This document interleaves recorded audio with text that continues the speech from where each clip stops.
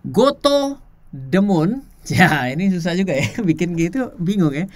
Ya, ini adalah salah satu IPO yang boleh dibilang masuk ke dalam sejarah di Indonesia karena mencapai satu nilai pasar kapitalisasi yang sangat besar dan terbesar, dan juga menjadi sebuah salah satu startup tech terbesar di Indonesia yang melantai di bursa, dan banyak yang mengucapkan apresiasi, dan tidak sedikit juga yang mempertanyakan dan tidak mendukung.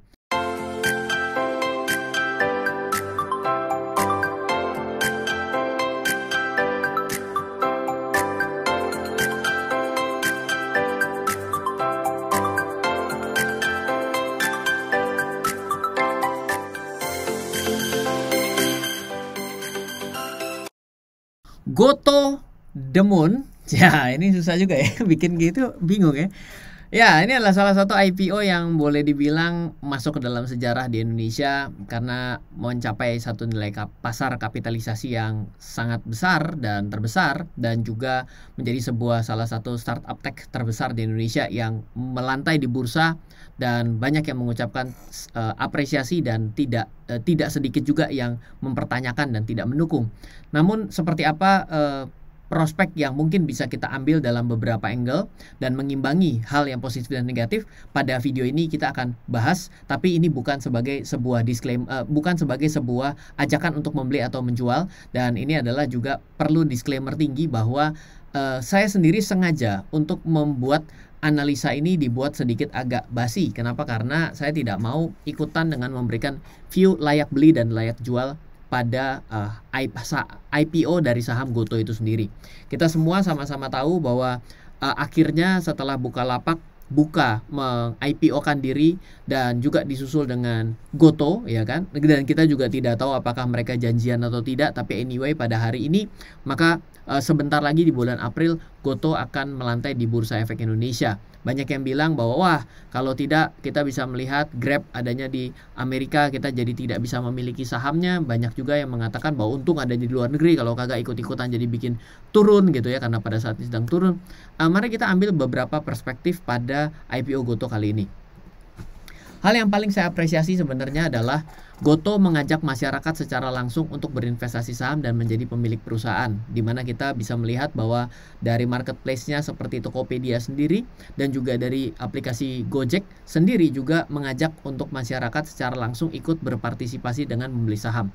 Ini adalah sebuah langkah inklusi, karena ada literasi dan inklusi. Inklusi adalah suatu tindakan sehingga akhirnya bisa membeli saham. Itu adalah suatu tindakan yang bagus. Kenapa? Karena Indonesia sendiri nilai investor pasar modal dari 275 penduduk itu nilainya hanya 0, nah, perkara dan permasalahannya adalah apakah mengajak membeli saham daripada grup daripada Gojek dan Tokopedia atau Goto ini akan membuat sebuah kesan positif selanjutnya dalam masyarakat berinvestasi saham, atau menjadikan kesan yang negatif. Itu kita tinggal tunggu tanggal mainnya. Nah, bagi orang yang sudah paham atau orang yang berinvestasi dengan cara yang benar, bukan terlepas dari siapa yang menawarkan, dan bukan terlepas dari keterkenalan sebuah barang. Dan kalau misalnya bertanya adalah, oke, saya akan berinvestasi pada sebuah perusahaan besar. Kita semua tahu bahwa nggak apa-apa ya untuk kali ini kita sebut merek, tapi bukan artinya bagus dan buruk. Ada Tokopedia, ada Bukalapak, ada juga Shopee, ya. Dimana untuk nilai transaksi sendiri pada saat ini antara Tokopedia dan Shopee ini sudah head to head sekali dan mepet ya. Sedangkan Bukalapak mungkin tertinggal. Ada juga mungkin seperti Lazada, ataupun kalau misalnya kita bicara mengenai hailing ride, misalnya contohnya adalah Gojek, maka mungkin pesaingnya adalah Grab. Gojek, Grab, lalu ada juga yang Maxim kalau tidak salah seperti itu. Jadi ada juga pesaing-pesaing, tapi tidak lebih besar daripada Gojek itu sendiri seperti itu. Nah, pertanyaannya, mereka besar. Kita berinvestasi pada perusahaan yang besar. Apakah akan selalu berakhir menguntungkan? Sebentar, sebelum kita bicara lebih jauh mengenai untung dan tidak, mari kita bicara dulu dengan kata-kata perusahaan besar. Perusahaan besar itu, untungnya dari perusahaan itu belum tentu menjadi untung kita. Satu, untungnya pemegang saham yang lama belum tentu menjadi keuntungan kita. Kenapa? Karena sudah terjadi serah terima barang. Ada pertanyaan yang menarik kemarin, Mas Ryan, kalau saya membeli emas, lalu emas itu saya beli dan saya bawa pulang, dan ternyata saya rugi dari investasi emas itu, yang untung siapa? Nah, saya juga bilang, loh, terus Masa nggak tahu siapa yang untung? Ya yang untung yang jual. Contoh begini, harga emas 1 juta. Oke, saya beli, saya bawa pulang, emasnya 1 juta. Harganya menjadi 900.000. Sekarang pertanyaannya adalah, siapa yang untung dari transaksi emas itu? Ya penjual emas. Karena dalam satu kejadian adalah penjual emas mendapatkan keuntungan, untung dia tidak tahan lebih lama, emasnya dijual ke kita, sehingga dia mendapatkan keuntungan 100.000 atas transaksi tersebut. Nah, sekarang kita balik. Kalau 900.000 dipindahkan kepada kita, saya pegang, apakah si penjual emas akan rugi? Ya, kalau kita melihatnya dengan satu kejadian, maka kita bisa, dia yang rugi, kita yang untung. Kita yang untung, dia yang rugi. Nah, sama dengan kita berbicara dengan yang menguntungkan. Ketika terjadi transfer saham dari investor yang lama pindah ke kita sebagai investor yang baru, maka ketika kita melihat dari satu kejadian ini, maka kita bisa dapat katakan adalah ketika dijual kepada kita, apakah investor lama dalam keadaan menjual saham Gotoh dengan keadaan yang rugi? Itu yang kita perlu pertanyakan, dan jawabannya adalah tidak. Tapi pertanyaan selanjutnya, apakah dengan kita membeli saham ini maka di kemudian hari kita akan untung? Ya nggak tahu, kan masih nanti. Sama seperti kejadian saya pas membeli emas di 1 juta. Apakah saya akan tahu bahwa saya akan untung? Nggak tahu. Tapi setelah lewat 1 bulan, harga emasnya menjadi 900.000, saya baru bisa bilang, wah ternyata dia untung dari saya. Kenapa? Untung dia jual ke saya kan, tapi saya jadi rugi. Tapi apakah ketika saya teruskan memiliki emas ini akan membuat saya terus menderita floating loss atau kerugian? Ya belum tahu juga, tinggal kita tunggu selanjutnya. Nah, kita akan kembali di dalam statement ini. Berinvestasi pada perusahaan yang besar, dan kita duduk di dalam kita terhadap perusahaan tersebut. Sebentar, berinvestasi pada perusahaan besar, besarnya tuh apanya yang besar? Apakah pendapatan perusahaan itu? Apakah hutang perusahaan itu yang besar? Apakah biayanya yang besar perusahaan itu? Apakah untungnya perusahaan itu yang besar? Untung belum tentu dibagi kita. Atau jumlah penggunanya yang besar? Dan terbukti memang Tokopedia adalah terbesar, Gojek adalah terbesar, Indonesia. Lah, perusahaan mereka mana saya tahu akan hal itu? Kadang kita jadi bertanya begitu dong. Anda kan mau investasi, kok bisa tidak mencoba melihat ini dengan lebih jauh? Oh, kalau Anda investasi, tidak bisa. Anda mau membeli saham sebuah perusahaan, ya Anda harus tahu itu semua. Kalau Anda mau dalam sudut pandangnya membeli karena ngerti. Banyak orang beli tapi nggak ngerti. Mungkin seperti kayak orang kena gedam gitu ya. Kena hipnotis gitu. Kok kenapa dibeli? Nah, banyak orang yang seperti itu. Jadi bila Anda yang membeli saham Gotoh dengan keadaan tidak tahu, cuma karena ditawarin di Tokopedia ataupun di Gojek dengan katanya Anda bisa untung, hati-hati, belum tentu yang jual ke Anda kemungkinan besar untung, tapi Anda ke depan nggak tahu. Yang kedua, kalau Anda ternyata beli cuma karena ditawarin, padahal Anda tidak bisa menjawab seberapa posisi daripada besar yang dimaksud, Anda juga namanya bukan berinvestasi, tapi coba-coba investasi. Dalam kondisi coba-coba berinvestasi, jadi sebenarnya berspekulasi, berinvestasi gitu ya. Jadi dua kata kerja gitu ya. Oke, yuk kita lanjutkan. Oke, yang pertama adalah pastikan Anda coba baca prospektus. Kenapa? Karena prospektus ini adalah proposal, di mana proposal ini bukan hanya Anda yang mereview, tapi sebelum sampai ke Anda harus ada studi kelayakan, di mana ya tentunya sudah ada regulator, sudah ada underwriter, dan proposal ini dibuat, prospektus atau proposal atas IPO ini dibuat dengan sebisa mungkin ditampilkan secara transparan. Nah, tebal, oke, memang betul ini adalah penawaran yang tebal, tapi sebagian kita tangkap dan baca lebih sering, Anda akan bisa menangkap lebih banyak informasi. Dan seiring dengan waktu Anda membaca banyak prospektus, Anda menjadi lebih bisa membaca yang poin-poin mana yang penting sekali. Jadi memang proses ya untuk bisa akhirnya berinvestasi dengan menggunakan analisa, berinvestasi memberikan suatu penilaian barang ini masuk akal atau tidak, itu memang perlu waktu. Namun paksakan untuk membaca, setidaknya tahu posisinya. Oh, ternyata ini adalah marketplace yang paling rame di Indonesia saat ini. Oh, ternyata segini mitranya. Lumayan daripada selama ini Anda tidak bisa pegang sama sekali dan Anda tidak tahu apa-apa, ya Anda berarti tidak menjadi seorang investor, tapi adalah yang coba-coba investasi, siapa tahu untung. Coba-coba investasi siapa tahu, ya berarti sebenarnya kayak spekulasi juga seperti itu ya. Oke, Mari kita mulai melihat dengan sedikit lebih serius, tapi sedikit aja, tidak terlalu banyak yang ingin saya ambil highlight. Yang pertama, kalau kita bicara sebagai suatu bisnis tradisional, kemungkinan Anda nggak akan mau beli yang namanya perusahaan Goto. Wah, kok langsung straight to the point loh? Iya, Anda mau lihat yang namanya bisnis tradisional itu namanya profitability yang dilihat. Anda harus profit di depan. Anda mau men-take over sebuah bisnis bagi orang awam, maka maunya take over barang untung, bukan barang rugi. Barang rugi itu harus orang piawai yang take over agar tahu mau ngapain.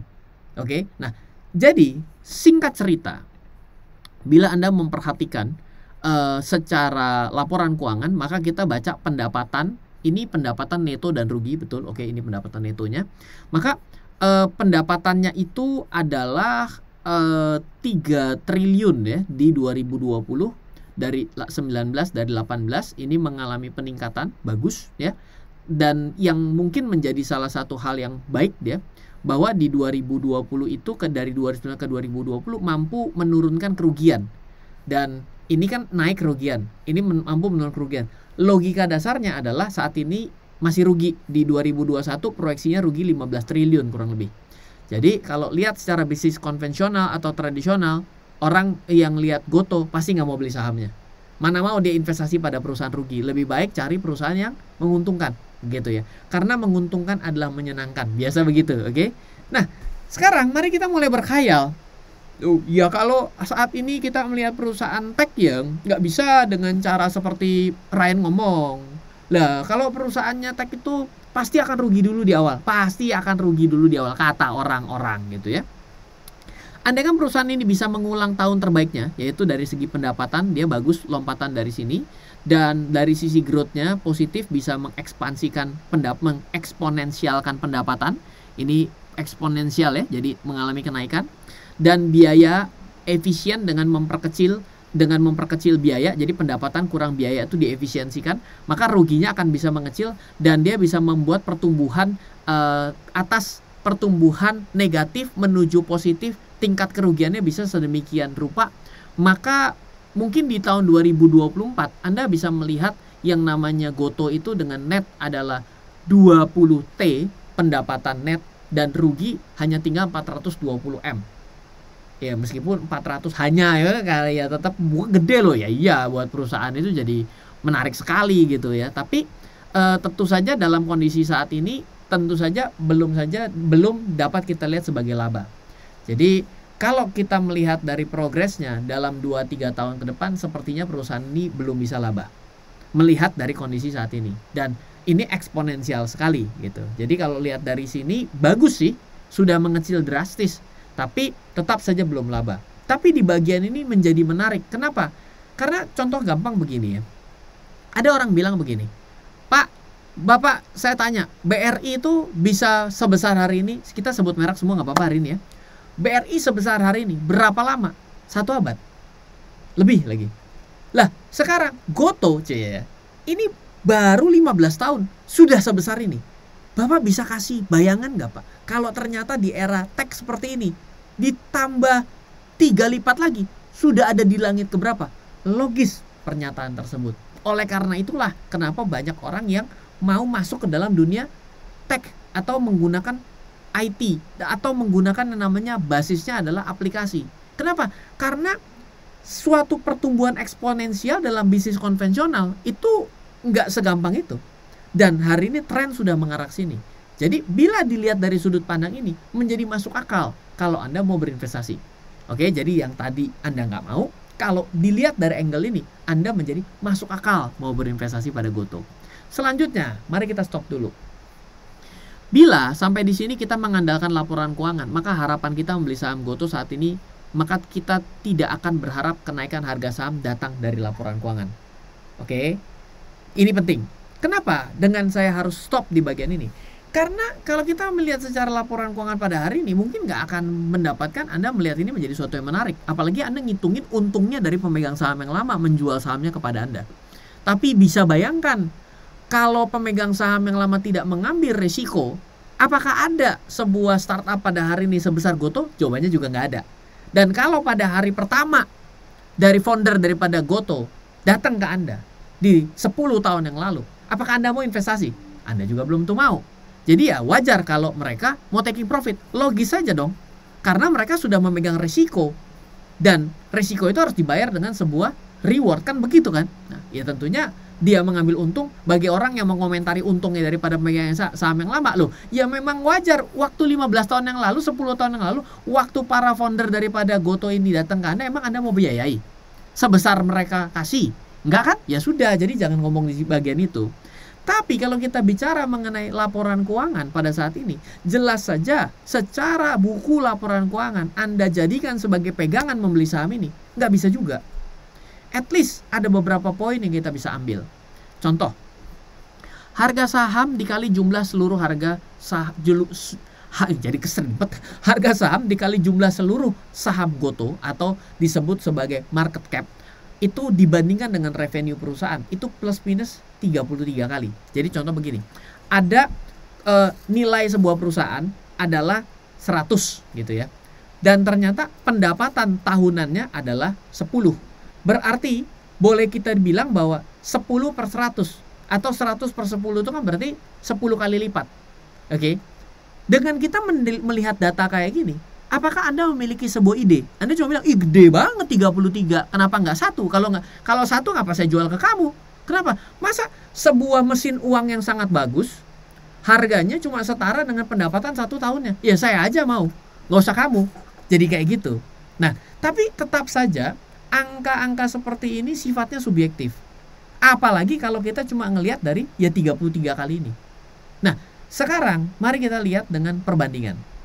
Mari kita lihat dengan beberapa perbandingan di dunia. Ada Gotoh, Alibaba, CLTD, ada Buka, ada Grab, ada Uber, ada Amazon, ada Tesla. Amazon udah terlalu senior, tapi ya hari ini menjadi sebagai sebuah konsep daripada marketplace dan juga berbagai macam pengembangan dari Amazon pada hari ini sampai punya data center sendiri juga.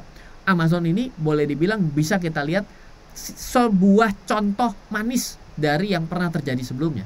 Nah, bagaimana kita lihat dengan kondisi yang ada? Di sini Gotoh 33 kali revenue terhadap market cap. Untuk Alibaba 2,4, 7,15, Buka, Grab, Uber, Amazon, Tesla. Yang mana yang terkenal di mata kita? Semua terkenal. Tapi Gotoh adalah posisi yang paling tinggi dengan gap antara market cap yang ditawarkan dengan revenue yang akan saat ini ada. Itu tetap saja posisinya adalah premium karena 33 kali dan yang lain tidak sejauh itu. Apakah Anda menganggap bahwa Gotoh menjadi kemahalan? Saya nggak bisa jawab. Tapi kalau Anda berkaca seperti Amazon dulu pertama kali, mungkin Anda mendapatkan perspektif yang berbeda juga. Intinya pada video kali ini saya bukan memberikan rekomendasi beli dan jual. Saya memberikan kerangka berpikir. Kenapa? Karena banyak orang yang bicara mengenai hasil akhir. Kalau bicara hasil akhir, cari orang lain saja, bukan cari Ryan. Kalau cari saya adalah kita mari belajar berpikir sama-sama. Proses berpikir adalah sesuatu yang sangat penting untuk kita pelajari sama-sama. Kenapa? Banyak orang yang tidak mau membagikan proses berpikirnya. Tapi mereka selalu mencoba mencaci maki dalam proses berpikir orang lain. Lucu ya? Dia suruh kasih proses berpikirnya, dia nggak kasih. Karena dia bilang itu ilmu paling berharga. Ketika ada orang lain membagikan proses berpikir, dia caci maki, dibilang cara berpikir itu salah. Kalau menganggap cara berpikir salah, bilang dong cara berpikir yang benar menurutmu apa? Betul nggak? Oke, jadi nggak apa-apa ya, di bagian video ini agak panjang, tapi saya berharap kita sama-sama belajar dengan Anda kayaknya pertama kali jangan beli. Begitu lihat slide selanjutnya, kok jadi kayaknya masuk akal dibeli. Slide selanjutnya jangan beli. Begitu lihat yang ini, kok pengen beli? Nggak apa-apa, itu namanya adalah membangkitkan kemampuan menganalisa. Dan itulah yang ingin saya sampaikan sebenarnya. Oke, tantangan tren sejenis pada saat ini. Banyak orang yang bilang, waduh Ryan, coba bayangkan, lihat, ini Bukalapak kemarin. Itu berapa banyak orang yang nyangkut. Lah itu dia. Kalau Anda investasi, karena Anda tidak ngerti, Anda akan cenderung nyalain orang lain. Oh kan, beli Bukalapak kayak gini, nyesel saya. Lah, Anda waktu beli, kenapa beli?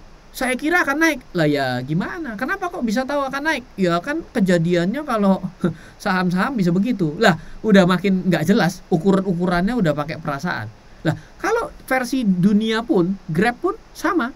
Ya, selam, set dan selam. Lumayan kalau ini ada yang berhasil untuk keluar dari lubang jarum gitu ya. Kalau di sini ada yang berhasil keluar dari lubang jarum, nyungsep terus gitu ya.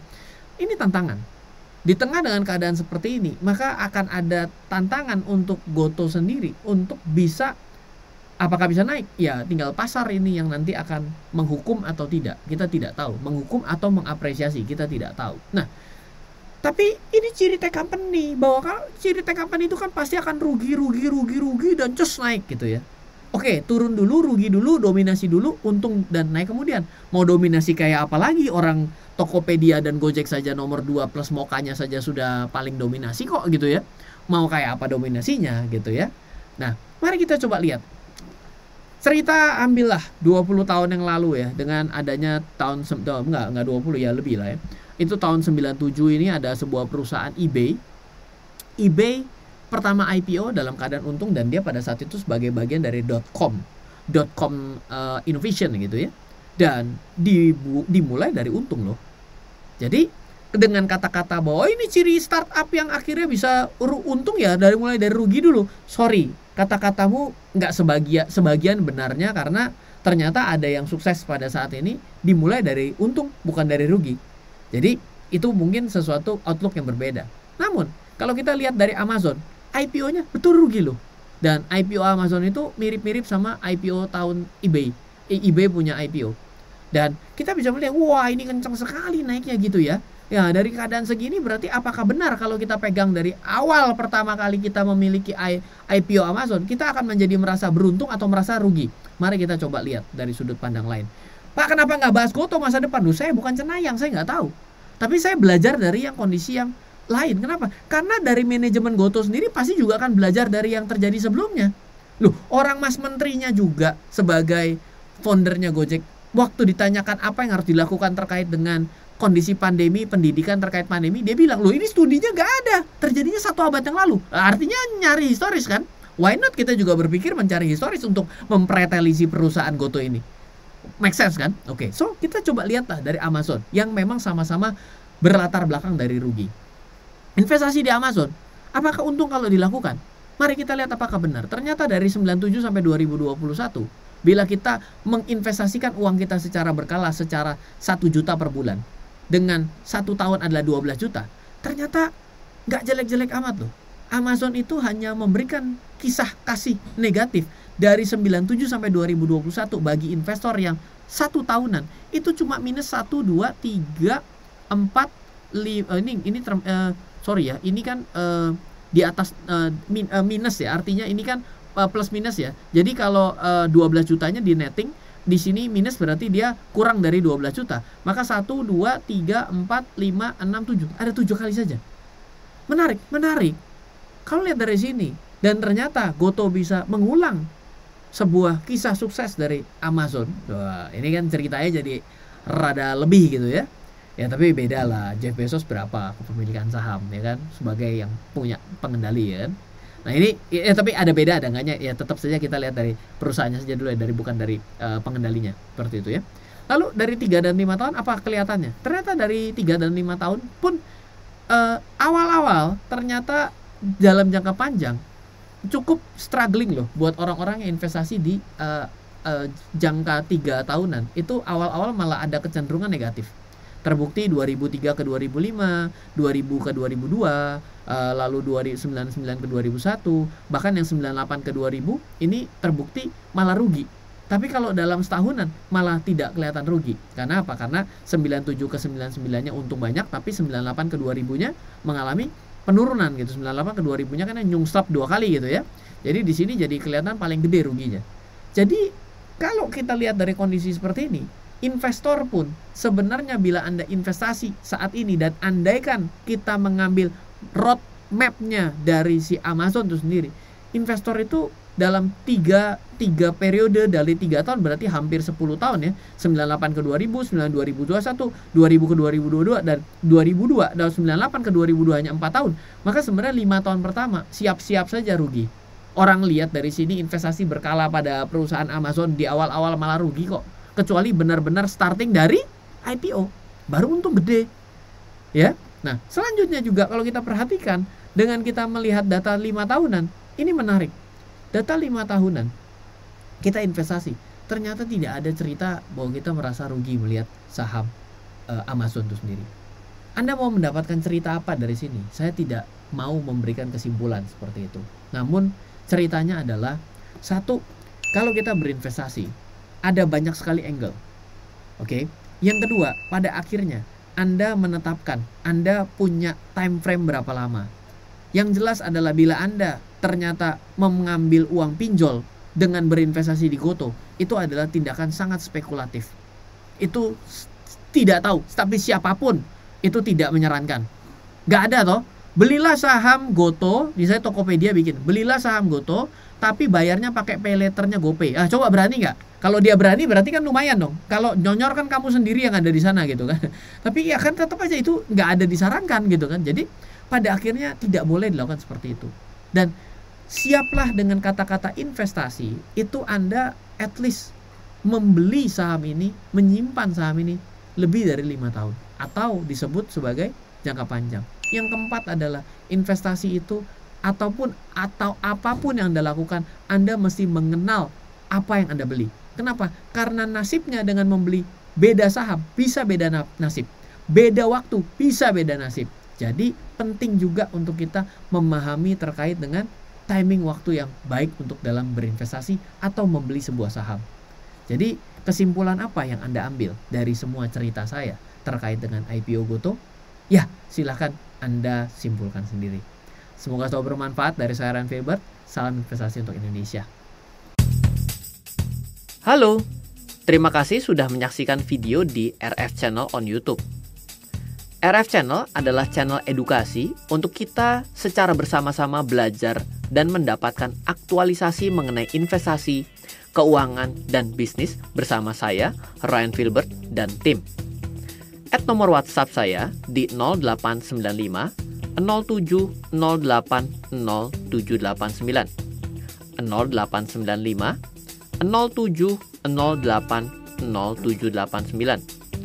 Download aplikasi MyRF di Android atau iOS untuk mendapatkan artikel dan tema-tema khusus mengenai edukasi investasi, keuangan, dan bisnis pada aplikasi MyRF sekarang juga. Setiap bulan, saya bersama dengan tim memiliki kelas, mulai dari belajar trading dengan analisa teknikal, yang strateginya bisa Anda terapkan pada seluruh market, mulai dari saham, forex, hingga cryptocurrency, atau kelas investasi saham bernama Fundamental Camp. Untuk mengetahui kelas lainnya dan bertanya mengenai kelas, hubungi tim sekarang juga di 0852 882 6187. Sekali lagi, 0852 882 6187. Semoga terus bermanfaat. Dari saya Ryan Filbert, salam investasi untuk Indonesia.